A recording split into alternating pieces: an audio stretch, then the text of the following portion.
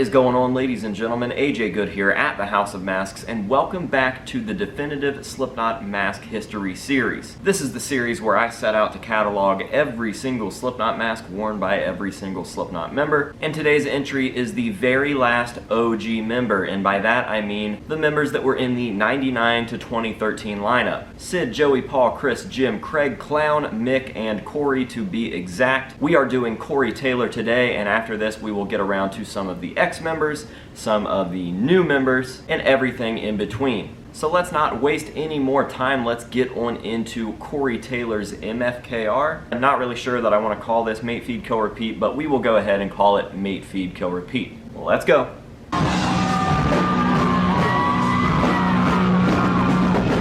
Alright, so starting off as always, I'm going to give a huge shout out to Nico Martin's website, slipknothistory.com. This is a massive catalog of pretty much all things Slipknot. If you guys would like to go check it out, I am going to be dropping that information down below. Make sure to click that link, check out Nico's website. If you guys are into this type of video, you're definitely going to appreciate that website, and it definitely helps make these videos a little easier for me in terms of sorting and using photos and stuff like that. So now hopping on into Corey Taylor's Mate Feed Kill Repeat era masks. The first thing on our list isn't actually a mask, but everybody at this point knows about the face paint and the liquid latex on Corey's face. This was used for Corey's first show, and I believe that this was the only time he was seen not sporting a mask in Slipknot. And that leads us into Corey's first mask with the band, and that is the dummy. As you can see here, it is pretty weathered with face paint, and Corey's actual hair is pulled through the mask. Nothing really crazy or out of the ordinary about this, aside for the fact that we know that Corey's actual hair is still on his head and pulled through the mask in this image. And that leads us to the in-between dummy, and the reason that I call this the in-between dummy is because Corey had already cut his hair at this point, but he had not yet attached it to the mask, so we actually see a dreadless dummy worn by Corey here. Now, as far as I know, this is the only shot of it to exist, and that leads us to the dreaded dummy, and this is Corey's actual hair, but it is not attached to Corey's head, it is attached to the mask. Once he shaved it off, he found a way to attach it to the mask, and he's also got some slightly different weathering from the last two images. As you can see, there is what appears to be a number 8 or an infinity sign on the forehead, and there's some slightly different weathering around the eyes and the mouth. This would lead us right on into the self-titled era. My freedom is best. Whole country's on house arrest, and everyone's a suspect. You can't feel the flow because you died face down on a suicide. Alright, so continuing on into the self-titled era with the dummy, we're not going to see too many changes here. So what we have here is the Ozfest version, and as you can see, really the only change here is that all of that weathering has kind of mellowed out. The mask definitely appears to be a brighter version of the last one, and all of the harsh weathering, such as the number 8 on the forehead and the weathering around the mouth and the eyes, has mellowed out quite a lot. Now, as this mask continued to be used and aged, we can clearly see that it did start to get darker and darker, probably from different face paints and maybe even dye coming out of the dreads. Corey seemed to add more and more stitching in various areas of the mask, and then the last time that we see the dummy worn, it is completely warped and misshapen, presumably rotting pretty hardcore, as Corey mentioned in an interview that it was actually sticking to his face when he decided to get rid of it. This is the very first mask I ever wore. Whoa. This is actually this mask right here. I'll show you. This mask here, this mask on the cover of the CD, because shortly after Ozfest, this thing started to do what it's just continues to do. It was starting to gag me out, like it was melting to my face, so I had to wrap it in duct tape, and you can actually see the duct tape back here in the back. So all inside my mask was basically duct tape, and then afterwards it was just done. I was just like, oh man, that sucks. This brings us into the Ghost Glow, which was originally painted with white face paint. Here you can see in this earlier photo of the mask's lifetime, we see that one of the dreads has come completely unwrapped, and over the course of this mask's life, we start to see a lot of that white face paint disappearing and more of the natural Ghost Glow collar coming through. We also see that the dreads are changing. Midway through this mask's life, we see that the neck has been shortened, and we appear to have some black weathering, presumably from face paint. Towards the end of the self-titled era, we see that this mask has weathered pretty heavily. We have a completely different color than we started with, and a lot of the stitching on the sides of the mask has come completely undone. So as we move on into Iowa, we will see the first mask that was ever created for Corey Taylor, meaning that it was sculpted and painted completely for Corey, directly off of his life cast. And while we do only see a few masks on this list, there are so many little minute changes throughout those masks that we have quite a few different versions. So without further ado, let's go ahead and take a look at Corey Taylor's Iowa masks.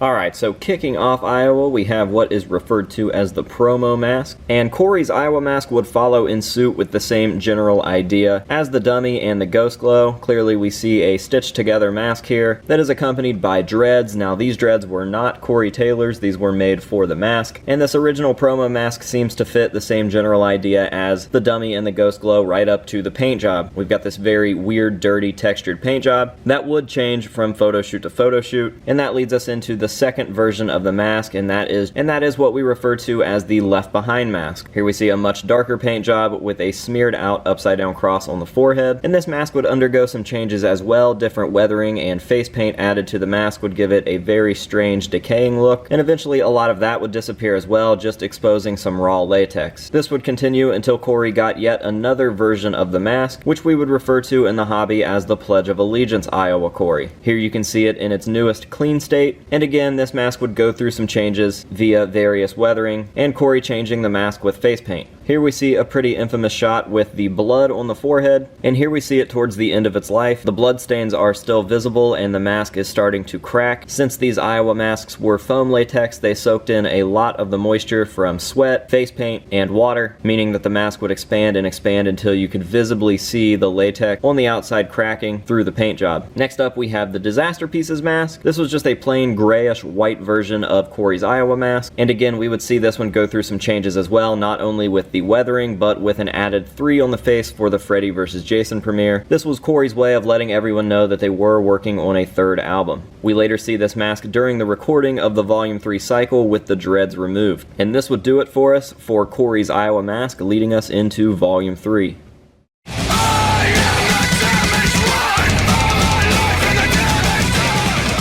So the Volume 3 cycle is a pretty interesting cycle in terms of Corey Taylor masks, because this is the first time that we would see him detour away from the dreaded masks. This is what he's been known for years. For the first 2 album cycles, Corey has been the guy with dreads. And now we see Corey with long, multicolored hair and an almost completely different mask design. I think that the only similarities are the fact that this mask is also stitched together. There's different staples and yarn holding certain areas of the mask together, but other than that, it's a pretty different mask. Now we see Corey as just some sort of monster, a mix between a burn victim and a Frankenstein, and it was definitely a very different concept. I remember being absolutely shocked when I saw this for the first time on the cover of Hit Parader magazine, and some people love this and other people hate it, but one thing is for sure, it was definitely different to see Corey rocking something like this. So we will start out with the debut mask, and this is all pretty self-explanatory. I think that the only thing that really changes on these masks is the strapping patterns and the paint jobs, and they're all just ever so slightly different. Moving on, we have a green variant, a darker green variant. We have one with some weathering on the lips and nose areas. We've got one with a bunch of different highlights incorporated into the paint job. We have a much brighter version than we've seen before. Another bright green variation. We have the vermilion video version, which was also worn live. And then of course, we have the death mask, and I'm not going to waste my time talking about these. If you would like to know more about the death masks, please go back and watch literally any other video from this series.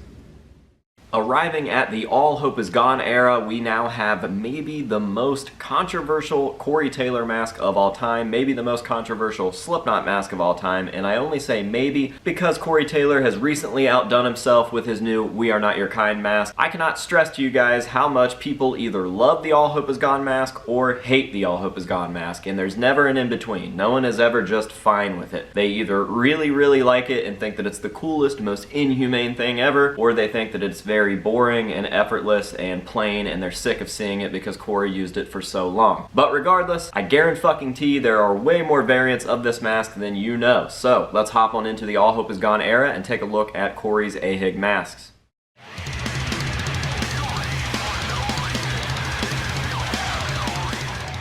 Alright, so before we get to the actual All Hope Is Gone Corey mask, we have to talk about the promo Purgatory Potatoes, and I think I'm going to play this the same as I did the death masks. If you guys would like to know more about these, you can check literally any other video in this series. I'm sure that people are getting sick of me explaining these, but they are what they are. Now, moving on, we have the actual All Hope Is Gone Corey Taylor mask, and in a very similar instance to the Volume 3 mask, we have the same mask over and over and over, but slight variations. Different paint jobs, different strapping, different stitching, etc. So right now I am just going to run through all of the different versions of this mask until we get to the Sonosphere dummy.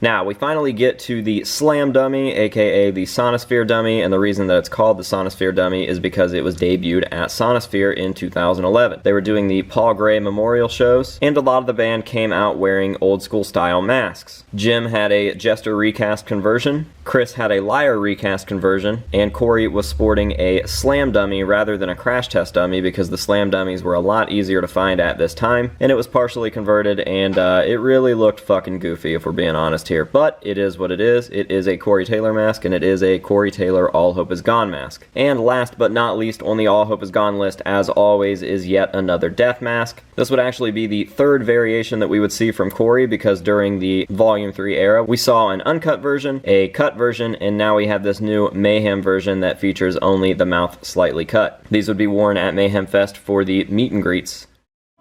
With my face against the floor. Starting Corey's Gray chapter list off like many others in the past, we have the mask that was seen in the Devil and I music video, which is actually an old All Hope Is Gone mask. As you guys know, the members of Slipknot killed themselves in that video, and when they did so, they were wearing masks from the All Hope Is Gone era. This leads us into Corey Taylor's V1.5 mask. During the Devil and I music video, we are introduced to the V1 Corey Taylor .5 mask. Now, this version of the mask features the bottom lip, which was also seen at night 1 of Knotfest. Here you can see the under mask, and the next night during Knotfest, we see that Corey has actually removed that bottom lip. Now, here's a fun fact. Corey actually had 2 copies of this mask. He only had 2 copies of this mask, and I can verify that because he did tell me through direct message that he only had 2 different copies. One of them had a very smooth, rounded top lip cut, and the other one, as you can see here, had a very sharp, angled top lip cut. Now, both of these masks would go through various changes, mostly due to Corey Taylor experimenting with some face paint. We see yet another Panda paint job, which if you guys have seen my Corey Taylor is Obsessed with Pandas video, you'll note that this is a pretty common running theme with Corey Taylor's masks. And as you can see, this soft panda look, or ghost panda look, is done on the sharp angled cut top lip mask. The next one we see is a slightly messier version of the Panda paint job, and this one is done on the smooth cut top lip version of Corey's .5 mask. Next we see another Panda version. This is the messiest so far, and it is done once again on the sharply cut top lip .5 mask. Corey then turned this into a Joker style paint job with red face paint around the lips, and we also got to see a tribal variant of Corey's mask, and most of these were done on the sharp cut upper lip version of the mask. I think only one of them on this list was done on the smooth cut upper lip. God, what a fucking mouthful. You guys know what I'm saying. Next up, we see the Knotfest meets Ozfest press release .5 the Gray Chapter mask, and as you can see, most of the white and black face paint has been rinsed off, and Corey also wore it the entire time without the top part of the mask, so it's just a very weathered variation of Corey's .5 mask. And then Corey changed everything completely with the V2. This was a completely different sculpt. I'm not really sure why this happened, but it did happen around the time of his neck surgery, so maybe the other mask just wasn't good for his neck, and this one worked a little bit better with the neck brace that he was wearing, and this one had an under mask as well. Now, Corey did experiment with this one as well, but not nearly as much as the other one. We do see some white face paint smears on the outer mask, and this would be the last mask that we see Corey wear during the .5 cycle. And just like that, the list is almost over. We have one more album cycle left to go, and that is Slipknot's current album cycle. That is We Are Not Your Kind. And Corey's We Are Not Your Kind mask is easily one of the most, if not the most, controversial Slipknot mask ever. I assume that if you're watching this video, you know how it goes. I predicted that this mask was going to be exactly what it was, and everyone called me an idiot, told me that Tom Savini would not waste his talent making some sort of clear mask like this, and then the mask ended up turning out worse than any of us anticipated. It was exactly that, but it wasn't done very well. Now since then, some measures have been taken to make the mask look a little bit cooler. Certain things such as stitching on the cheeks have been done to keep them from poofing out so much, and a lot of Corey Taylor's face paint designs have been pretty fucking cool. So love it or hate it, the We Are Not Your Kind mask is definitely a big deal Slipknot mask, and we're gonna go ahead and take a look at all of the We Are Not Your Kind variations from Corey. I'm your death. Alright, kicking We Are Not Your Kind off with the premiere mask. This is the mask that we saw in all of the music videos, all of the promo material, and the first few live shows. He actually did sport this for quite a while before making the changes. And as you can see, it is pretty goofy. It's pretty wonky. For some reason, they just decided to have the cheeks be this large, and it really threw the entire cool concept of the mask out the window. And on rare occasions, it did look cool, but that was only when Corey was stretching his mouth out and the rest of the mask kind of fit him the way that it was supposed to, but for the most part, this is what we saw, and that is why the mask became such a meme. Now later on, around the time of the Birth of the Cruel music video, we got to see a new variation. There were some metal plates attached to the mask with screws, and this was to keep the sides of the mask pressed down around Corey's cheeks to not have them flap out so much like some flip flaps and flabius. And we didn't really see this version too much. I think we saw it for the Birth of the Cruel music video, if you want to call it that, and we saw it for a WWE NXT promo, and that was it. Then we saw this stitched version, which would be the one that stuck around for the longest time. It was a massive improvement compared to Corey's promo version, and I think that everybody really started to realize how cool the concept for this mask was. Now, by no means does this mean that everyone loves the mask. There are still people out there that think that it is the worst, but I definitely think it is a major improvement and a fantastic concept. It just needed some tweaks when it came out initially. Now, as far as I know, this is the promo version. It just had the cheeks sliced and some stitching added, and later we saw a less translucent, almost pure white version that had the same general idea. The cheeks were cut and then stitched back together with some large elastic string. The mask also had some added padding on the inside, specifically near the forehead, and that was actually sewn in as well, so you can see a very thin line of string around the top of the mask, very reminiscent to some of the All Hope Is Gone masks. Later we see yet another copy. This one is a very foggy translucent material, so it's almost a mix between the all white one and the promo version after it got its cheeks stitched. This one does not have any padding on the inside, so there is no stitching across the top of the head. Now here we have a weird variant because we can't tell if this is a mask that has just aged and yellowed over time or if it was actually casted like this. The reason is because we haven't really seen this version since this photo, and this photo had a pretty heavy filter on it. So it's really hard to say what's going on here, but clearly the mask is no longer completely clear. It definitely has some sort of tinge of green or yellow to it. And last but not least, I figured we'd throw this one in here since we have added some other face coverings over different masks in the past. This is the weird little mouth scarf thing that Corey wore during the Unsainted video, during the Jimmy Kimmel Live performance. A few things there towards the beginning of the cycle, Corey would cover his mouth with this. I personally think that it takes away from the look, and I'm glad that he doesn't really sport it anymore, but I have to add it to the list. Woo! We done went and done did it, kiddos. We have completed the original 9 members of Slipknot, and by that, yes, I mean Sid through Corey, the 99 to 2013 lineup. Shut the fuck up. I know that you know that Josh Brainerd was in the band before Jim, but what about Cuddle? Yes, we're gonna get around to those. I wanted to knock out the main focus of Slipknot, and that would be Sid, Joey, Paul, Chris, Jim, Craig, Clown, Mick, and Corey, and now we can get on to the new members. We can get on to the ex-members, and wow, it feels good to have this accomplished, I'm not gonna lie. Anyways, you guys know what time it is. It is time to let me know down below what your guys' favorite Corey Taylor mask of all time is, and I'm gonna let you guys know what my favorite of all time is, and that is the Dummy. Specifically, directly from the Wait and Bleed music video, just seeing that video for the first time, and the first thing that you see is Corey saying, "Are you guys ready to tear this fucking place down?" Just looks fucking cool. I love that music video. That was my first introduction to Slipknot's music, and my first introduction addition to their image really, aside from a photo, and it just really takes me back. So I'm going with the dummy. It's not a cool mask, it's not a mean mask, it's not a scary mask, but it is a mask, and it is one that I hold near and dear to my heart. So make sure to let me know down below what your guys' favorite is, and that is it for today's video. So thank you very, very much for being along with me on this ride. I hope that you guys are looking forward to more, because even though we are done with the main course, there is still a lot of Slipknot masks to be talked about. So thank you guys for watching, and until next time, this has been AJ Good at the House of Masks telling you to say no to drugs and alcohol, and we will see you guys later.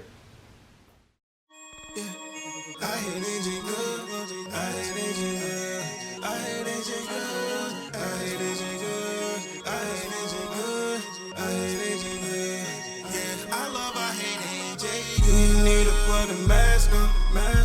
I hate AJ girls, don't wanna ask for. Catch me fucking poppin' wheelies, driving like the NASCAR. Mask on, mask on, mask on, mask on. You might see him off in traffic, he be moving around. I hate AJ good.